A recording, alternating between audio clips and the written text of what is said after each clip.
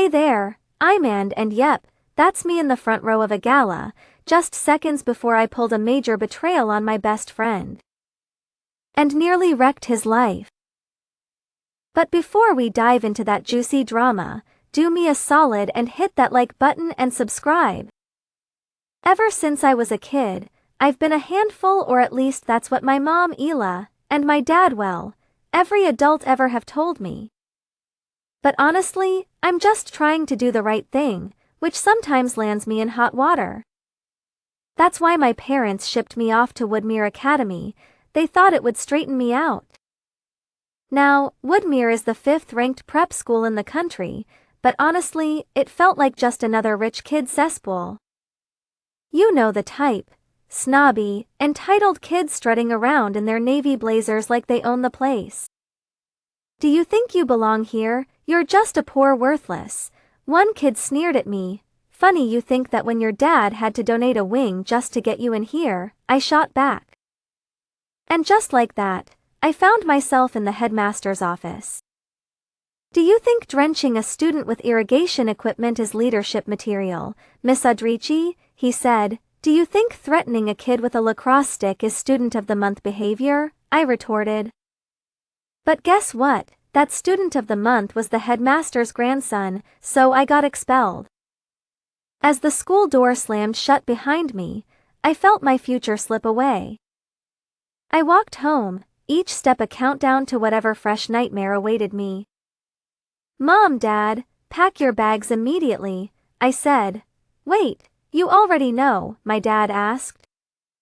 You bet we do, you got accepted to Adventa Academy, my mom said. I was shocked. Wait, what? It's the #1 school in the country, I said. Looks like they changed their mind, my mom replied. So, we packed up and left that night, no time to overthink it, just a suitcase and a second chance that I totally deserved. When we arrived, my jaw dropped. Adventa made every other fancy school I'd been kicked out of look like a daycare run by raccoons. But as soon as I walked through the doors, I was summoned to the headmaster's office. Ah, Miss Adrici, welcome to Adina. We brought you here for a very specific reason. Let's call it an assignment, he said. An assignment? What kind of assignment? I asked. One that requires your particular talents, quick thinking, initiative, and a healthy disregard for rules, he replied. Wow, most schools just call that detention, I said. He slid a manila envelope across the desk like we were in a low-budget spy movie. I expected a photo of a criminal mastermind, but nope, it was Louis Block. A kid so average he practically faded into the folder. Follow Louis, he said. At first, Louis was the quietest kid in class. But I soon discovered he had a knack for expressing himself in a poetic way. Do you always eat alone? I asked him one day. Mostly, but sometimes the birds show up. They swoop down for crumbs like it's their last meal on Earth. It's kind of beautiful, he said. And just like that, we started chatting. It felt normal, and I realized we had a lot in common. But then I overheard the headmaster's plan. He wanted to exploit Louis for profit at the upcoming gala. I felt like I had no choice but to betray him. I signed him up for the gala without his consent. Thanks for reminding me why I don't trust anyone, he said when he found out. I panicked and rushed to the headmaster's office.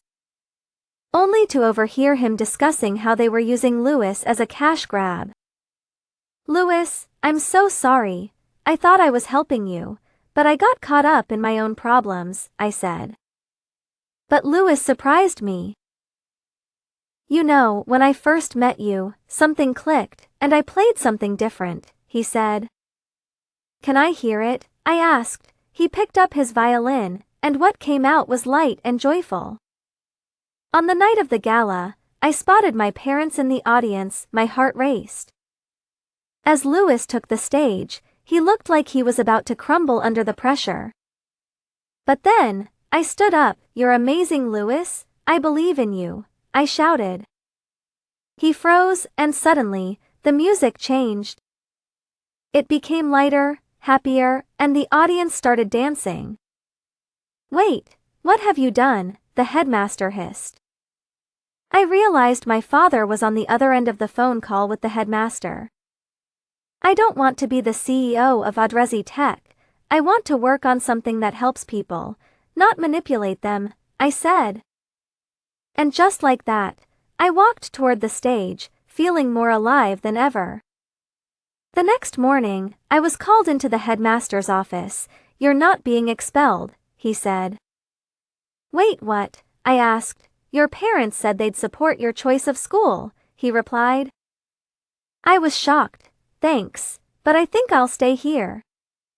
"I hear there's a social activism club that may need some help," I said.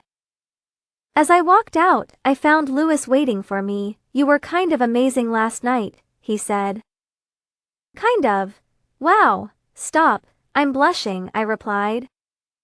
And just like that, I realized I didn't need a mission to save someone.